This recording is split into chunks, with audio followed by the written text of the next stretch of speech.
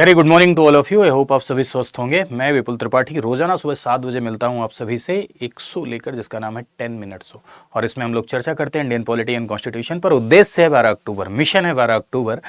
12 अक्टूबर के लिए आपको ढेर सारे फैक्ट और कॉन्सेप्ट सिखाए जाएं, बेटर अंडरस्टैंडिंग क्रिएट की जाए इंडियन पॉलिटी में, इसीलिए ये शो है।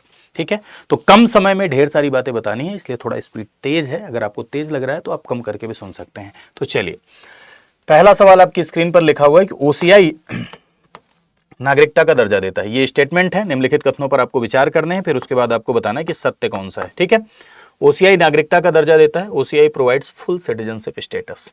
सेकंड लिखा है पीआईओ कार्ड धारक को 15 साल तक के लिए वीजा मुक्त भारत यात्रा की सुविधा थी। और तीसरा लिखा हुआ भारत सरकार के अनुसार जनवरी 2015 से पीआईओ कार्ड धारकों को स्वतः ही ओसीआई माना जाता था, यानी पीआईओ ओसीआई मर्ज हो गया। तीसरा लिखा हुआ है। आप समझिए ये क्या है। सबसे पहले तो आपके मन में ये प्रश्न उठना चाहिए कि आखिर ये पीआईओ ओसीआई क्या होता है। तो मेरे भाई देखना, दो स्कीम है। एक स्कीम का नाम है PIO scheme, person of Indian origin, ठीक है, भारतीय मूल के लोगों के लिए, और एक है ओवरसीज सिटीजन ऑफ इंडिया, समुद्र पारीय नागरिक, ओसीआई स्कीम। ठीक है, ये स्कीम क्यों आई, किस लिए आई, तो हमेशा ध्यान रखें ऐसे भी लोग हैं जो भारतीय मूल के हैं लेकिन अभी उनके पास विदेशों की नागरिकता है।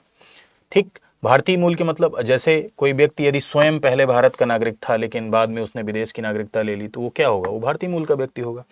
या किसी व्यक्ति के पूर्वज अगर भारतीय रहे हों लेकिन अभी उसके पास किसी दूसरे देश की नागरिकता है, तो वो भारतीय मूल का होगा। ऐसे बहुत सारे व्यक्ति हैं जो इंडियन कल्चर को फॉलो करते हैं, होली मनाते हैं, दिवाली मनाते हैं, रक्षाबंधन मनाते हैं। इसका मतलब वो हमारी संस्कृति नहीं भूले हैं, तो हम उनको कैसे भूल जाएं।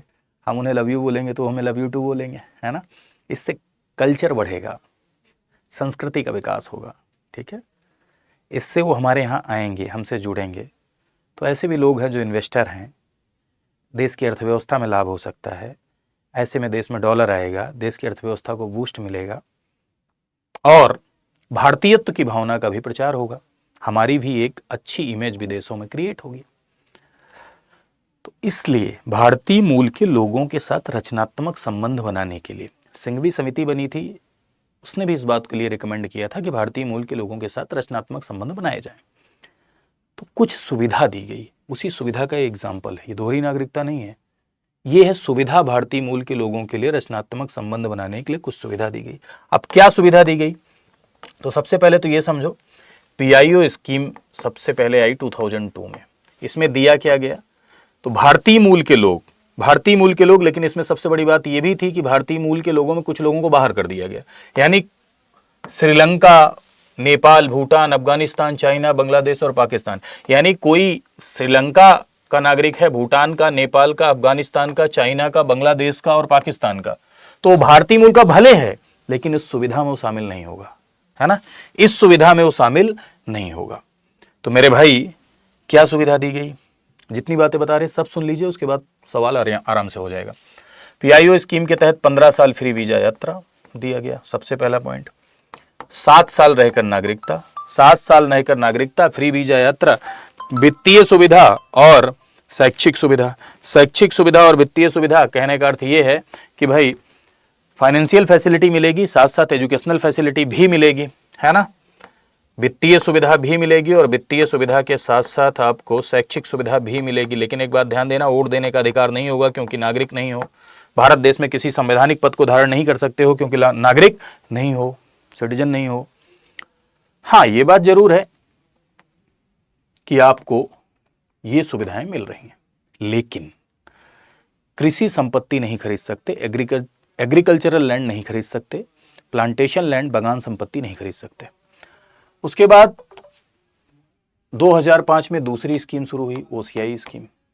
ओसीआई स्कीम में सिर्फ 2 ही देश को बाहर किया गया, पाकिस्तान, बांग्लादेश, बस।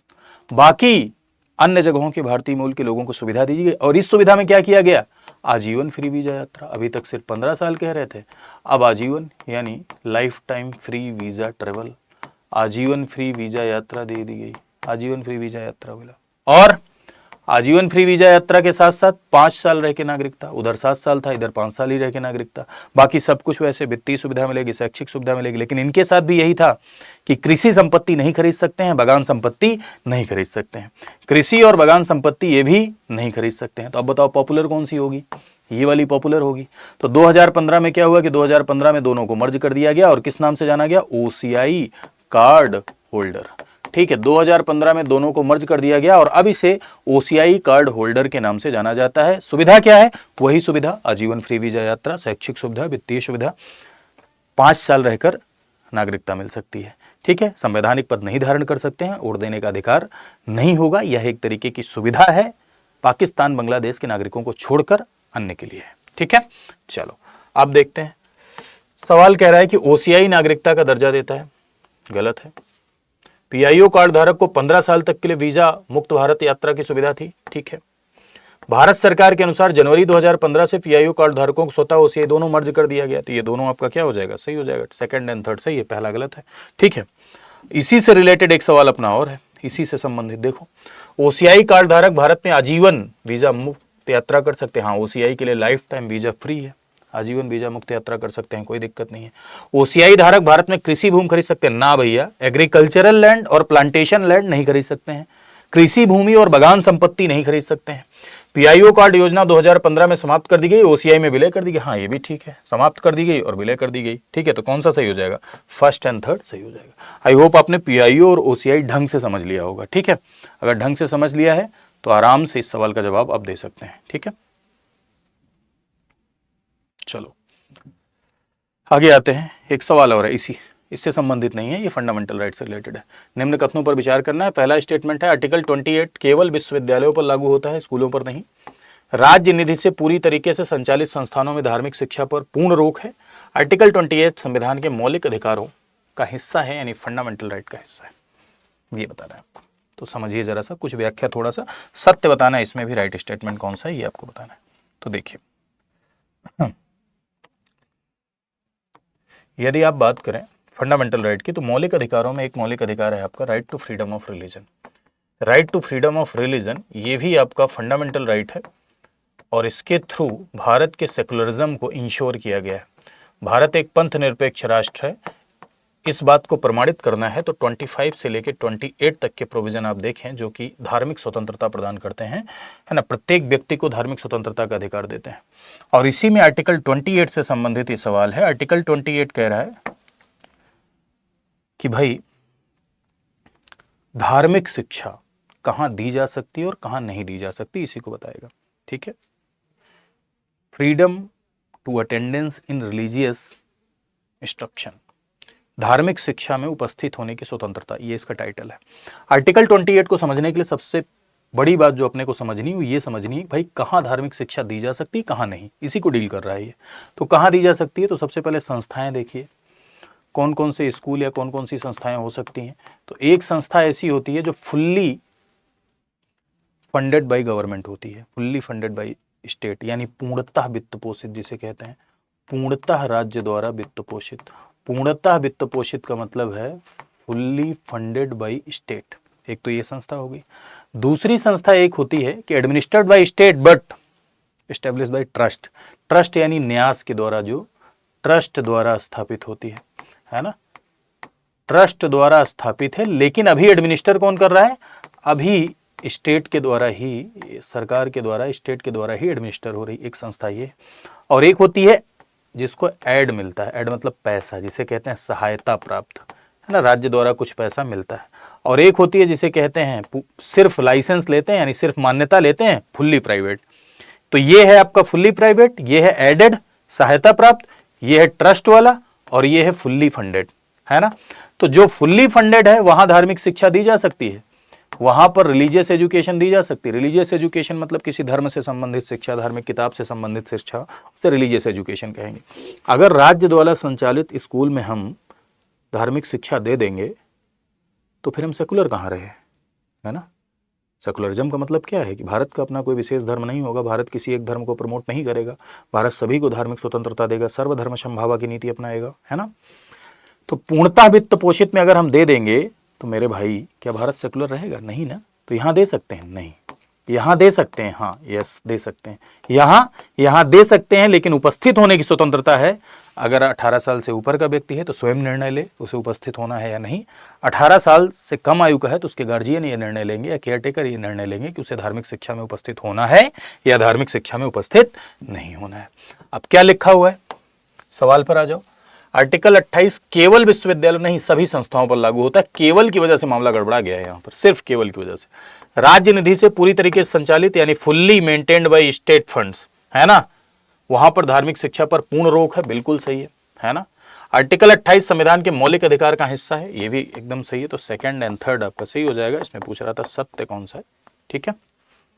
आई होप आपने सेशन को एंजॉय किया होगा, ठीक है।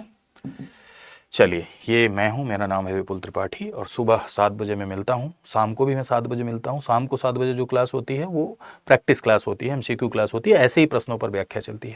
ये टेलीग्राम चैनल है, पीडीएफ के लिए, क्लास लिंक के लिए आप यहाँ पर विजिट कर सकते हैं और डाउट्स वगैरह के लिए भी आप यहाँ जा सकते हैं, कोई दिक्कत नहीं है। अगर आप ये स्कैन करेंगे तो लिंक ओपन हो जाएगा, ये टेलीग्राम पेज है, यहाँ पर भी आप फॉलो कर सकते हैं, ठीक है। ये क्लास है अपनी 7 बजे होती है, मंडे टू सैटरडे, 12 अक्टूबर के लिए चल रही है ये। तो इस क्लास में जुड़ के आप अपनी पॉलिटी को और भी बेहतर बना सकते हैं, ठीक है।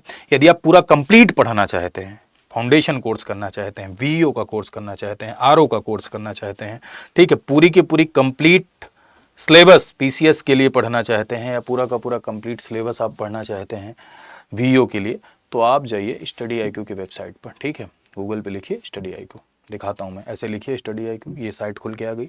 साइट पे जाइए, यहाँ पर आप स्टेट पीसीएस पे जाइए, स्टेट पीसीएस के बाद आप उत्तर प्रदेश पे जाइए, बैचेज लगे हुए हैं, जो भी इच्छा है वो बैच परचेज करके आप अपनी पूरी पढ़ाई कर सकते हैं, ठीक है। आरंभ बैच फाउंडेशन बैच है, प्री मेंस इंटरव्यू पूरी तैयारी है और प्री पास कर ले जाएंगे तो पूरा पैसा वापस है। 22,999 लिखा हुआ है, लेकिन आप इधर जाएंगे तो डिस्काउंट चल रहा है। डिस्काउंट के लिए आपको एक कोड लगाना होगा। कोड क्या लगाना होगा आपको डिस्काउंट के लिए? कोड लगाना होगा आपको VL लाइव। ये कोड आपको लगाना होगा। अगर आप ये कोड लगा देंगे तो आपको मैक्सिमम डिस्काउंट मिल जाएगा। जैसे मान लो इधर बाय नाउ पे आपने क्लिक किया, यहाँ आप नंबर डालिएगा, OTP आएगा, उसके बाद कूपन मांगेगा, कूपन लगाइए, परचेज करिए। और मेरी शुभकामनाएं है कि आप सबकी तैयारी बेहतर हो और आप सब जो भी अपना सपने आकांक्षाएं बना के रखें वो सब पूरा हो। तो आज के लिए इतना ही, मिलते हैं नेक्स्ट सेशन में। Thank you so much to all of you.